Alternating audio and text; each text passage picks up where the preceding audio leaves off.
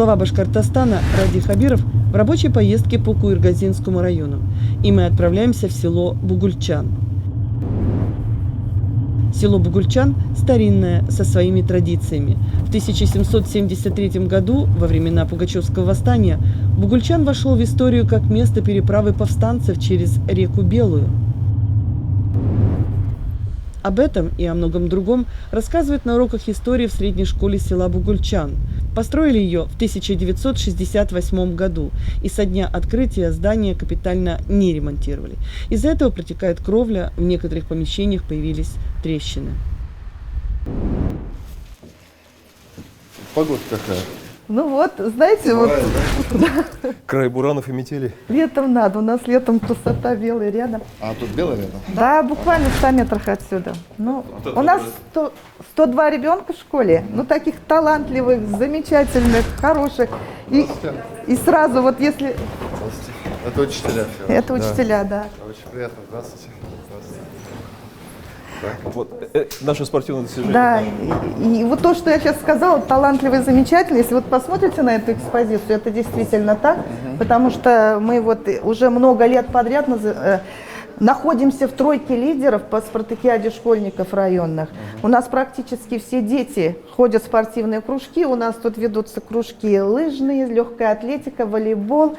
И в рамках внеурочной деятельности у нас еще есть занятия по шахматам.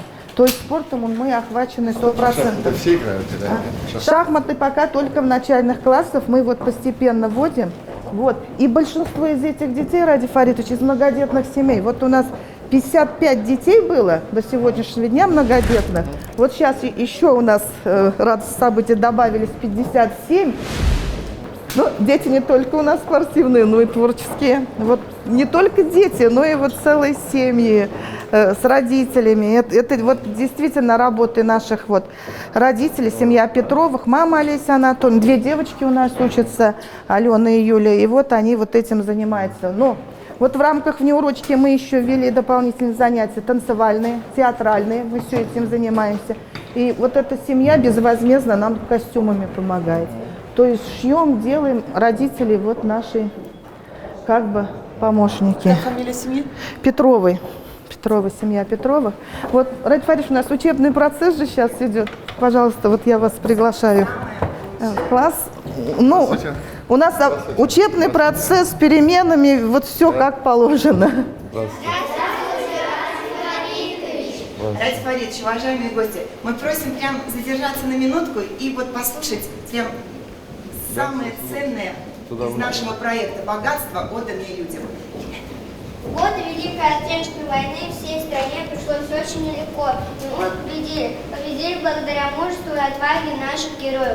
Об одном из таких героев, генерале Шаймуратове, мы расскажем. Шаймуратов родился 15 августа 1899 года. Был он смышленым парнем, очень много читал. Хорошо владел английским, китайским, татарским, уйгурским, казахским языками. Шаймуратов был награжден 2 орденами Красного Знамени. 23 февраля командир дивизии погиб в неравном бою. За героизм, мужество Шаймуратов был посмертно награжден орденом Красной Звезды. Лишь генерал-майор 112-й башкирской кавалерийской дивизии навеки вошла в историю нашей страны. Он стал национальным героем. Молодцы, молодцы. Он похоронен где, знаете? Есть село Петровское такое, это Луганская Народная Республика, вот там он похоронен. Я вот туда ездил. И вот люди, которые вот, там живут, они за памятником очень бережно ухаживают. Там похоронен не только он, похоронено очень много бойцов, которые прорывались. Поэтому вот он у нас далековато находится, но мы оттуда и землю привезли, в музей сдали, и воспоминания привезли. Это очень яркий человек. Вот нам тоже заинтересовала его судьба, и что он именно вот вышел из бедной семьи и столько всего достиг.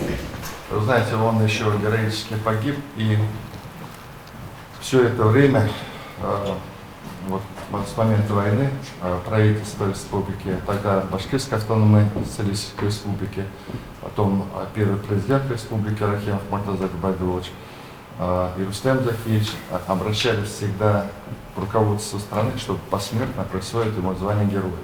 Героя Российской Федерации посмертно. Вот.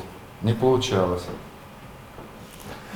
Видите, какой человек достойный. Спасибо большое вам.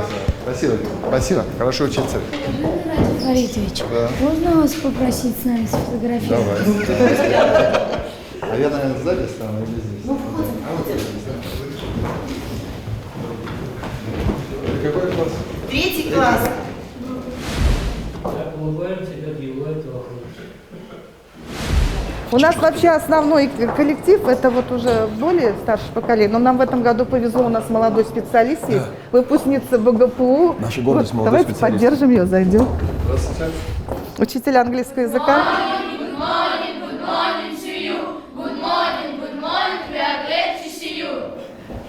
И also glad to see you.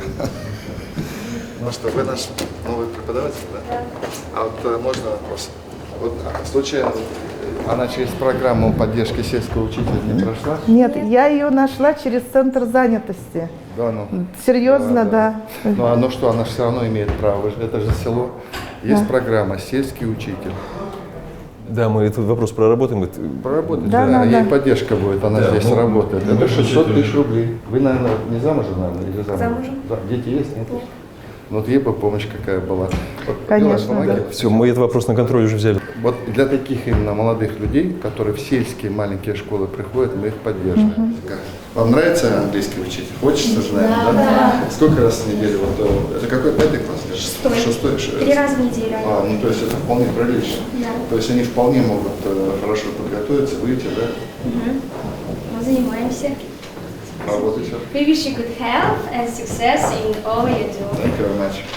I also wish you success, good health, happiness, and for you, I wish you to have a lot of babies here. Thank you very much.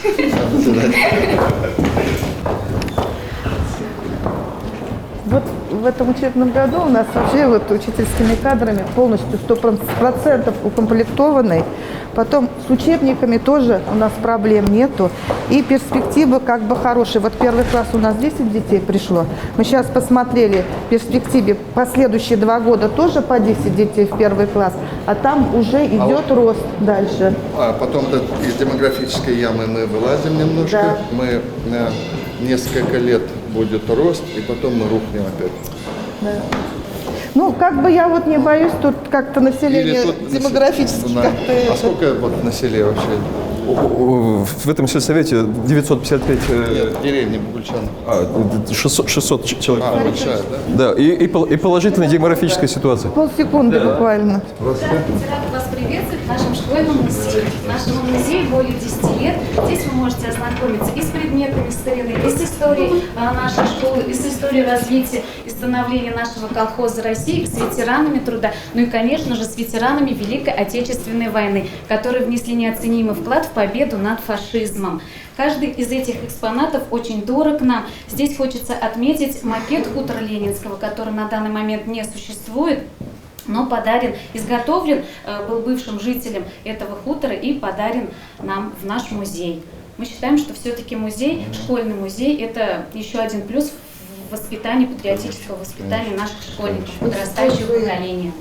Ради Фаридович, школьники данные участвуют в поисковом движении, и вот эти вот находки, это их с их экспедиции. ездили, да? Да. Поэтому патриотическому воспитанию, и тем более у нас юбилейный год, 75-летие Победы, большое внимание уделяется. У нас есть и экспозиции, мы вот еще бы дополнительно открыли бы, но расширится, у нас, сами видите, проблемы с ремонтом. Ради Фаритович, здесь у нас пищеблок, дошли до пищеблока. Злободневная тема школьной столовой. Горячим питанием охвачены все обучающиеся. Вообще. Мясо местное, не аргентинское. Да, работаем с местными производителями, мясо, молочные продукты. Вот каждый день сегодня хлеб тоже привозили, это местные фермеры работают, местные индивидуальные предприниматели. Вот. Дети из многодетных, малообеспеченных семей. Завтрак, да, вот. Это у нас был завтрак. Запеканка, сгущенка, компот. Да, это не компот, это витаминный напиток. Витош, попробуйте. Вот прям кусочек. Нет, потому что это вкусно. Вот, в принципе, если посмотрите, вот ведро не скрываем, у нас вот рабочий день, вот даже отходов у нас вот нету, все съели. Ну, если суп, еще чуть-чуть, может, пол-ведра и где-то что-то, отходов нет практически. То есть горячее питание, вот завтрак все получают? Все получают. А сколько стоит вот вообще? Ну, у нас стоит, примерно сейчас скажу, потому что в районе 45 рублей. Это может быть и 30 рублей, и 45, когда как. Да. Ну, я что хочу сказать, я вот очень рада, услышала послание, что все-таки вот начальные классы, вы и ранее об этом говорили, да. Вот, Мы, знаете, мы примем решение, потому что это же в послании президент сказал, и мы сейчас просто ждем уже конкретных решений, какая часть финансирования да, будет. да, да. Потому что если это ляжет все только на бюджет республики, это 1,5 миллиарда каждый год. Это у нас 220 таких детишек. Вот. Но мы, конечно, вот эти решения все реализуем, просто надо понять, когда. И я еще пойду на это решение вот, по части школ с 1 сентября, там, где я буду видеть пищеблоки готовы, люди добросовестные и так далее. Потому что зачем лупить деньги, где они вкусно кормят? Вот будем там давать, где вкусно кормят, где качественные продукты. А то вот у нас были факты, я ругался там, и мясо завозное использовали. А вы мясо здесь в хозяйстве. все свое, да, мы работаем вот с местными фермерами, А у да. вас здесь не аутсорсинг, это вот вы, наверное, врачи, школьные, да, или как? Ну, Или- раньше аутсорсинг был, но в этом году нам Ввели поваров штат, вернули, и сразу качество питания поменялось. Все-таки аутсорсинг Не везде он. не везде. Не везде. Он где-то получается. Вот, Все зависит от требования директора к качеству поставляемой продукции. так и того, как глава погружен в эту Да, задачу. да, да. 68-го года все вот так и стоит. До 68 года ни разу вот в этой части зданий, в кабинетах, классах ремонта не делалось. Но своими вот летом мы делаем косметический ремонт, а практически вот система отопления практически вся из строя вышла. Мы вот еле дотянули до конца учебного года. И Мы все бы, может, лето и не варили, паяли и все. И сейчас опять начались проблемы. Вот полы, сами видите, двери, вот окна. У нас вообще в школе 56 окон, 24 двери, да. Мы не открываем, потому что боимся, что развалится. 36 поменялись, а они даже, вот видите, даже не закрываются окна. Потолок, все. Система канализации. Да, мы бы не просили, если бы не было перспектив по наполняемости Да. классов и по рождаемости в этом селе. Тут вот именно плюс. Село-то за счет чего живет? Тут предприятие какое-то или что? Оно удобно стоит на трассе, видите, недалеко. Тут 600 человек с лишним живет народу, из них 300, более 300 работоспособного возраста, дети. Они тут и предприниматели местные работают, они и торгуют, и больше половины, часть, конечно, на выездах на северах работает. Здесь и клуб есть, и ФАП есть. Тут, в принципе, все условия. Да, и Природа детский сад хорошая. есть, и Детский ФАП сад есть. у нас филиал есть. У нас эта школа на 3 деревни. У нас Бальзы подвоз. Да, с Ковалевки подвозят свой автобус. Ради Фаритович, вот сюда еще, вот, Чтобы воочию убедиться в да, состоянии. вот эта сторона особенно течет, вот, масштабы бедствия, вот. И все это, вот, Ради Фаритович попадает в автоматическую пожарную сигнализацию. Здесь был тир. Раньше был тир Тир. в трубе, из мелкашки стреляли раньше. Хочу, нету тира сейчас, почему? Ну, в таком состоянии здание досталось потихонечку. Это вот школа мы ходим, вот Да, вот это это, всё буквой П. А вот старая школа, вот старое здание деревянное, вон стоит на заднем плане. Да.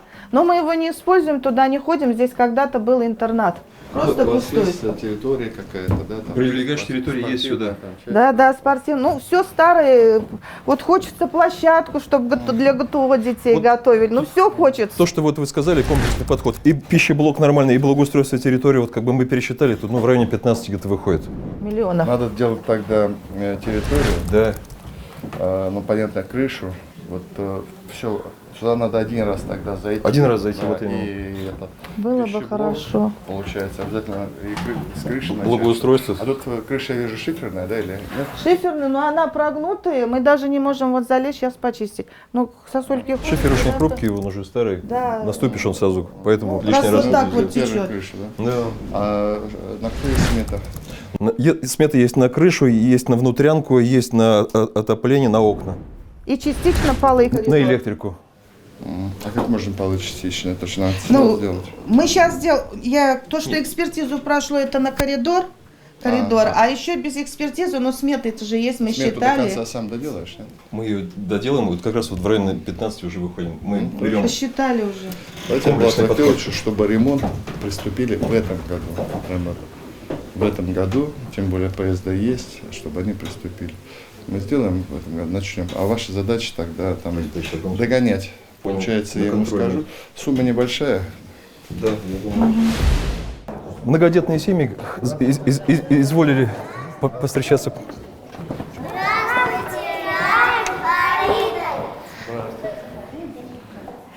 больших мы вам желаем. Отрады, нежности, тепла. Здоровья, крепкого башкрая, достатка, мира и добра. Спасибо. Я вам тоже. Как живете-то? Как живете? Тяжело живете, нет? Хорошо, Женя. Я, смотрите, чем могу помочь по школе, чтобы вам уже спокойно делать. В этом году ремонт сделаем. Мы договорились. И крышу поменяем, все здесь переменяем, все сделаем. Вот я специально взял нашего замминистра социальной политики. Вот есть какие-то вопросы? Вот сейчас вот я на что-то, может, не отвечу. Я специально пригласил, чтобы она была. Можно вопрос задать, да? Мы сможем воспитывать приемных детей. Вот мне хотелось узнать, будет ли повышено пособие на содержание детей до прожиточного минимума. Сейчас вот на сегодняшний день мы получаем 6650. Вот смотрите, я, может, о другом, если в рамках, я просто, видимо, статусы разные с приемной. Вообще, вы знаете, наверное, да, что президент какие решения принял, что уже с января у нас будут деньги детишкам от 3 до 7. Пока это будет что-то около 5,5 тысяч, да, вот с учетом нашего. У нас 4,5. 4,5, да? Значит, но при этом, там же как было сказано, что год крутанем 4,5, а со следующего это уже будет полное прожиточное. То есть, ну, Да, это для тех семей, которые с учетом нашего пособия не достигнут, среднедушевой доход не достигнет прожиточного минимума. Им будет выплачиваться целиком величина вы прожиточного знаете, да, минимума. все эти вещи связаны с тем, что, ну, здесь вы уже многодетная, там, а у тех, у кого второй ребенок, третий ребенок, там, материальные выплаты будут повышены и так далее. Поэтому это тоже надо знать. Но мне кажется, вот то, что президент принял решение от 3 до 7, у вас, я уверен, есть, наверное, не только школьники, но и малыши, вот они сейчас будут получать вот еще вот такое пособие. До 7 включительно. До 7 включительно, да, то есть По всё в 8 лет школу пойдет. практически. Мы сейчас принимаем решение, чтобы горячее бесплатное питание всем начальным сделать, чтобы они все заходили, им же неприятно все равно. Один туда идет кушать, другой сюда идет кушать. Мы примем такие решения, но примем такие решения только там, где школы готовы качественно кормить. Такой вопрос, вы уже на него уже нам ответили. А с какого момента в нашей республике принят этот закон, чтобы дети питались бесплатно? Я всех глав соберу, муниципалитет Фатвила Талховича ваш приглашу, и всем дам такой вопросник, и они мне будут отвечать. Мы сделаем анализ того, что на основании анализа я буду принимать. Вот условно говоря, вот мы в вашу школу заходим. Мы договорились, что в школу зайдем, там уже есть документы, тебе надо торговать, деньги выделим, и вот уже можно работу весной начинать, потому что крыша и так далее. Вот к осени у вас все здесь будет идеально, то есть и пищеблок будет. Я тогда Силай Талховичу скажу, у тебя здесь пищеблок хороший, качество питания хорошее, жалоб от родителей нет, потому что мы там специально будем еще смотреть. Все, принимаем решение, всех детишек загоняем в столовую, корми бесплатно. И уж точно мы пойдем, наверное, вот в первую очередь в таких малых сельских школах, где там небогатые люди живут, и вот как-то так. Спасибо. Вот такой вопрос. У нас среди нас есть семьи многодетные, но не малоимущие. Мы бы хотели тоже какие-нибудь, вот, например, льготы детям, касающиеся, например, детей.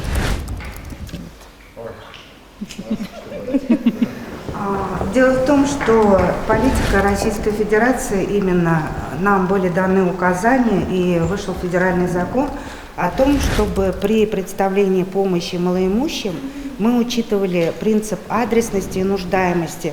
Невозможно распылять средства на все семьи, тогда малоимущие семьи будут неэффективную социальную помощь получать. Мы хотели бы сконцентрировать все средства, имеющиеся у нас, именно на нуждающихся семьях. Понятно. Я уверен, она же миллиона не зарабатывает. Они, наверное, на 2-3 тысячи выше планки, и все, и хоп, они уже не попадают. Не готов сейчас сказать, подумать, потому что мы, как бы особенно многодетным семьям, мы у себя там социальным блоком правительства постоянно обсуждаем, что можно. Вот, например, сейчас мы что еще хотим из такого, которое, мне кажется, касалось бы, делать сертификаты. Нам же еще важно что, чтобы вы все-таки, ну понятно, многодетные у нас же уже даже трое детей, да? Вот, то есть, если у вас ребенок работает, здоров, слава богу, то мы хотим, чтобы вы уже немножко работали. А чтобы работали, вам что нужно? Садики там и так далее. И поэтому там, где нет садиков, мы сейчас будем давать сертификат семье на ребенка. Вы берете этот сертификат и вот идете в частные, но это больше не вас, наверное, горожан касается.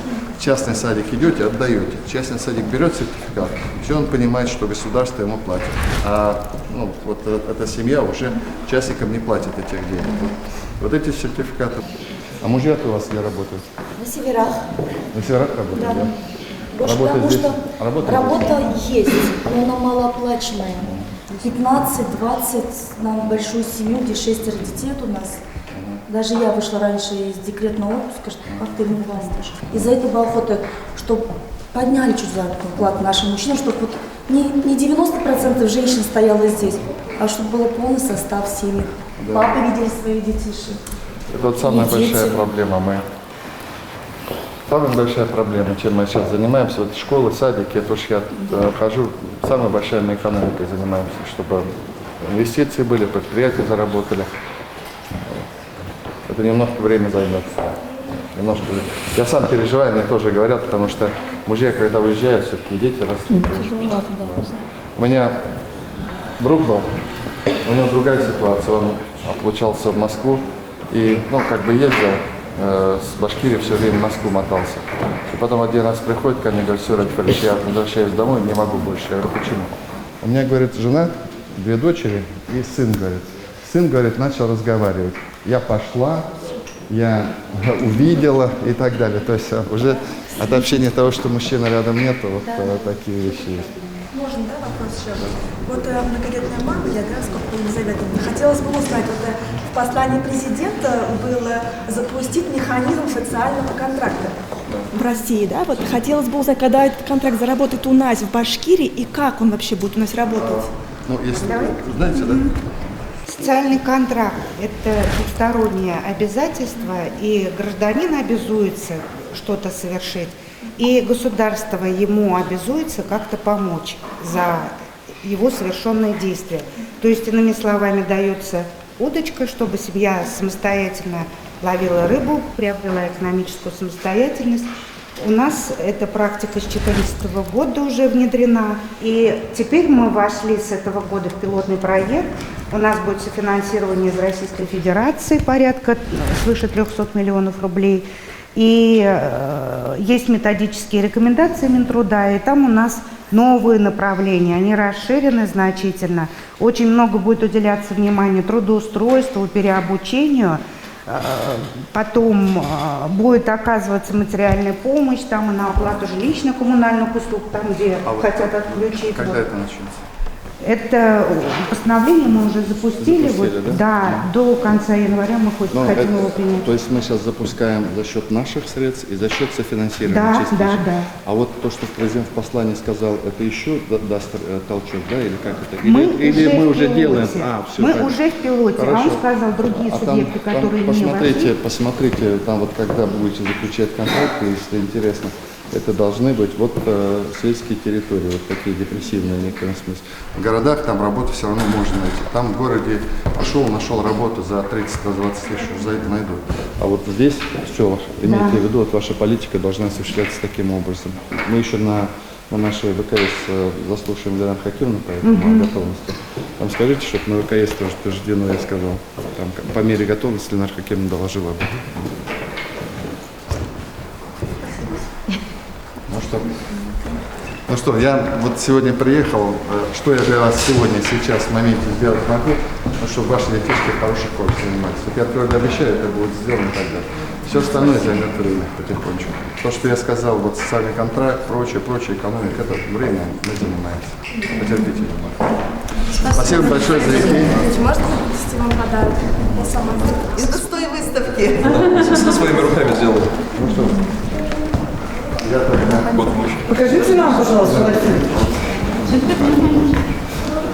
Ребят, хотите на хоккей посмотреть, как Салават Юлаев всех побеждает? Конечно. Смотрите, нет? Да. Смотрите? Ну, вот тогда вас в Уфу привезу.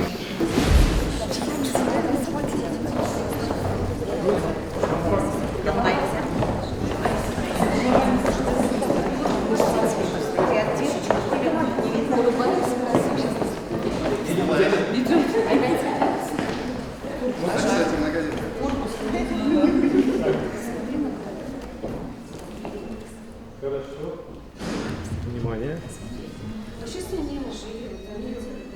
Спасибо.